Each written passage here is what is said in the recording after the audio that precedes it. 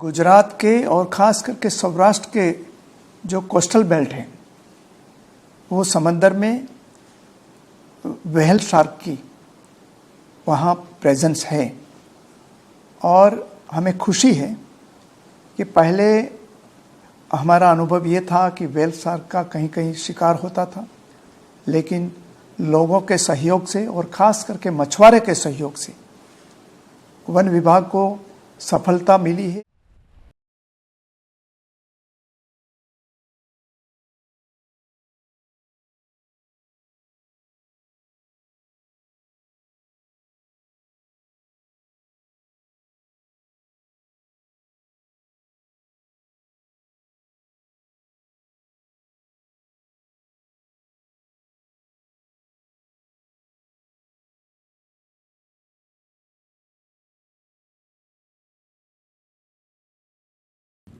જે રીતે બેટી બચાવો બેટી પઢાઓ યોજના છે એ રીતે દરિયાઈ જીવસૃષ્ટિના રક્ષણ માટે કરીને વેલ માછલીને બચાવવા માટેનું આ કાર્યક્રમ ચાલુ કર્યો કે ભાઈ ઝાડમાં ફસાઈ જાય તો પહેલાં માછીમારોને નુકસાન થતી કે ભાઈ ઝાડ ફાટી જાય કે જે થાય એ બધી નુકસાન આવતી અને સરકાર દ્વારા જે આ વસ્તુ ચાલુ કરી અને એ માછીમારોને જે નુકસાન થાય એનું ભરપાઈ કરી આપવામાં આવે છે। વેલ માછલી ને ઝાડમાં ફસાઈ જાય ને ત્યારે વધારે નુકસાન થયું તો સરકાર વધારે સબસિડી આપે છે।